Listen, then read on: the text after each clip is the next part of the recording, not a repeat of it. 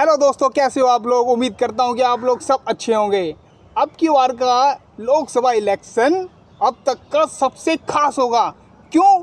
क्योंकि इस इलेक्शन में सबसे ज़्यादा सोशल मीडिया का इस्तेमाल किया गया है। चाहे वो नरेंद्र मोदी जी हो या योगी जी हो या फिर वो राहुल गांधी जी क्यों ना हो, उन्होंने सोशल मीडिया पे भर भर के कंटेंट डाले हैं भाई, भर भर के पोस्ट डाली है, उन्होंने ऐड डाला है, उन्होंने बहुत सारे पोस्टर किए हैं, उन्होंने कई सारे एजेंडा चलाए हैं, कई सारे ब्रॉडकास्ट किए हैं। बहुत ही ज़्यादा इस्तेमाल किया गया है इन यूट्यूब को। आज मैं बताऊंगा इलेक्शन के कुछ खास चीज़ों के बारे में। चलिए शुरू करते हैं। क्या आपको पता है कि ईवीएम मशीन क्या है, कैसे काम करती है, कब इस्तेमाल हुआ था और कब कब इसमें बदलाव किए गए हैं?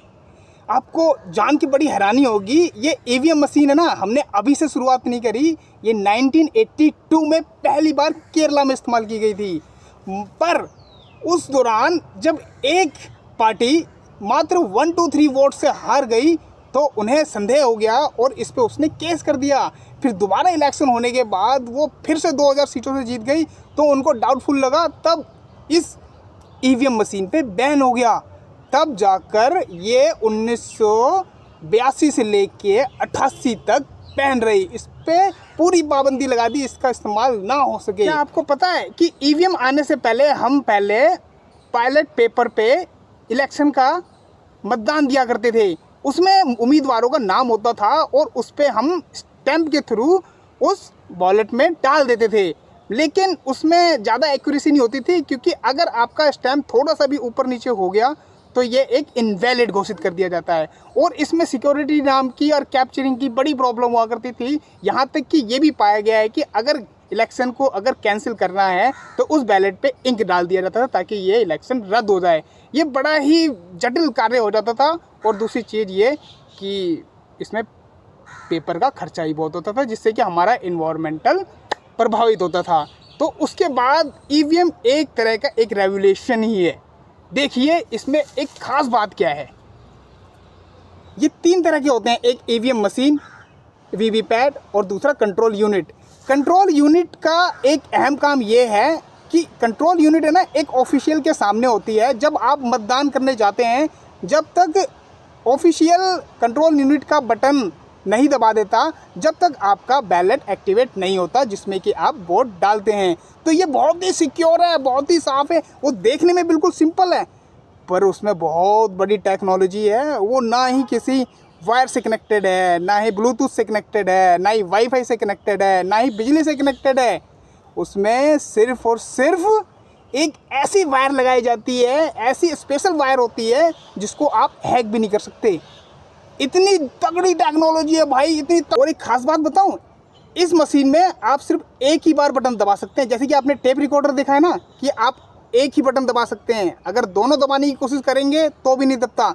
तो उसी प्रकार ये बैलेट है, क्योंकि ईवीएम मशीन में जब आप मतदान करने जाते हैं तो सिर्फ वन टाइम में एक ही बार आप बटन दबा सकते हैं। अगर आपने ज़बरदस्ती अगर 2 बटन दबा भी दिए तो आपको जेल भी हो सकती है। तो बी केयरफुल, इस चीज़ का खास ध्यान रखना। आपने सिर्फ एक बार में आपको एक ही बटन दबाना पड़ेगा।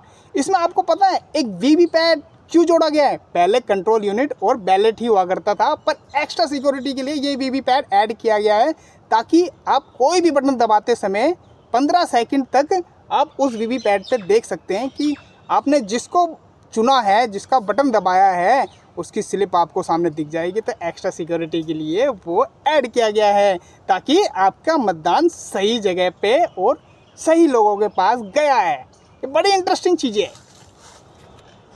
और आप जब जाते हैं तो उंगली पे वो स्याही सा लगता है, पता है क्या है? आपको सुन के हैरानी होगी, उसमें चांदी होता है भाई। मतलब चांदी का एक मेल होता है, नाइट्रेट सिल्वर का एक मिला जुला एक फॉर्मूला होता है जो कि आपकी उंगलियों पे लगाया जाता है, जो कि किसी भी चीज़ से नहीं मिटता। चाहे आप कोई सा भी डिटर्जेंट ले लो या कोई सा सोप ले लो, यहाँ तक कि जो नेल पॉलिश को जो क्लीन करते हैं ना, थिनर टाइप का, आप उससे भी क्लीन करेंगे ना तो भी नहीं छूटता वो। आपको पता है कि एक बोतल की कॉस्ट कितनी होती है? 49 रुपीज़। पर इस एक बोतल में कम से कम 200 से 300 लोग, एवरेजिंग बता रहा हूँ मैं, कि वो लोग को स्याही लगाई जा सकती है। साल 2019 में जब लोकसभा चुनाव हुआ था तो आपको पता है 15 लाख ऐसी डिब्बियों का ऑर्डर दिया गया था, जिसका एक अंदाजन 33 करोड़ रुपए का सिर्फ और सिर्फ एक स्याही पे खर्च हुआ था। क्या आपको पता है साल 2019 के लोकसभा चुनाव में तकरीबन 60,000 करोड़ रुपए का खर्चा हुआ था, और अभी के जो लोकसभा चुनाव में 2024 के लोकसभा चुनाव में तकरीबन 1.25 लाख करोड़ रुपए तक का खर्चा आ चुका है। ये भाई ये दुनिया का सबसे बड़ा इलेक्शन माना जाता है, क्योंकि यहाँ पर कम से कम 1 बिलियन लोग पार्टिसिपेट करते हैं, मतदान करते हैं। ये बहुत ही लंबा प्रोसेस है, तभी 1 महीने का समय लिया जाता है। स्पेशल सरकारी छुट्टी मिली जाती है ताकि आप अपना वोट दे सके।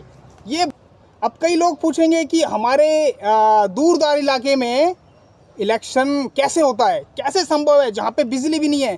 तो भाई मैं बता दूं कि ये जो ईवीएम मशीन है ना, एक बैटरी के थ्रू चलती है, तो उसका कोई लेना देना नहीं है कि वहाँ पे बिजली हो या ना हो। आप जाइए और वोट दीजिए। जहाँ पे बिजली नहीं है उसी के लिए ये खास तौर पे बनाई गई है ईवीएम मशीन, ताकि आप बिना बिजली के भी वोट दे सकते हैं। पहले क्या था कि जब बैलेट पेपर का जब इस्तेमाल हुआ करता था वोटिंग के टाइम में, जब उसकी काउंटिंग होती थी तो भाई सब कुछ बंद हो रहता था। 48 घंटे से लेकर 72 घंटे तक ना कोई बाहर जा सकता था, ना कोई अंदर आ सकता था, बिल्कुल पिन ड्रॉप साइलेंट। तब जाके ये इलेक्शन के नतीजे सामने आते थे। लेकिन अब ये ईवीएम खास है। खास क्या है कि जैसे ही ये इलेक्शन कंप्लीट हो जाते हैं, फिर जो इसका रिटर्निंग ऑफिसर होता है ना, आरओ, उसकी सुपरविजन में सारी काउंटिंग होती है।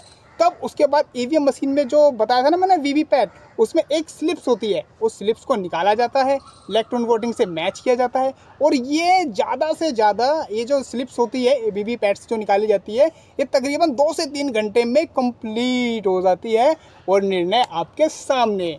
आपने कई बार देखा होगा टीवीओ पे इलेक्शन दिखाते हैं कि ये इतने वोट्स आगे चल रहे हैं, ये इतने वोट्स हैं। ये भाई एक्यूरेट नहीं होता, ये सिर्फ एक अंदाज़ा होता है। अंदाज़ा कैसे होता है, वो न्यूज़ रिपोर्टर कैसे डेटा कलेक्ट करते हैं, आरओ के थ्रू। कहीं पे आरओ डेटा लेके आता है, बोलता है कि इस पार्टी ने इतने वोट से जीते हैं और इतने वोट से आगे चल रही है। तो ये थोड़ा हिला डुला मामला होता है। क्यों? क्योंकि कभी आरओ जल्दी आ रहा है या उसने डेटा लेट में दिया है। तो ये मतलब मिला जुला होता है, इसमें मतलब एक्यूरेसी करने की कोई ज़रूरत नहीं है। मेरा सभी लोगों से निवेदन है, कृपा करके आप अपना वोट जरूर डालने जाएं। कई लोग है ना, छुट्टियां मिलती है अपना टूर बना लेते हैं, इधर घूमने का उधर घूमने का। तो भाई आप लोग, मैं रिक्वेस्ट करता हूँ, आप लोग ऐसा ना करें, अपना वोट डालें। फिर उसके बाद आपको जहाँ घूमना है, जहाँ फिरना है, आप जा सकते हैं, लेकिन अपना वोट जरूर डालें। ये पता है क्या, जब इलेक्शन जब आ जाते हैं, जब उसके काउंटिंग होती है तो बड़ी एक्साइटमेंट स्टार्ट होती है, यार कौन सी पार्टी जीती, कौन सी, ये वाली एक्साइटमेंट मज़ा आ जाता है सुन के। चलो फिलहाल तो कोई सी भी पार्टी जीते वो तो वक्त ही बताएगा। बाकी आपको अपना वोट जरूर डालना है और बोलना नहीं है जय श्री। अगर मेरी वीडियो आपको अच्छी लग रही है और ज़रा सी भी आपको इन्फॉर्मेटिव लग रही है तो चैनल को सब्सक्राइब करें, लाइक करें, शेयर करें, कमेंट करें। मिलते हैं अगले वीडियो पे। जय श्री राम।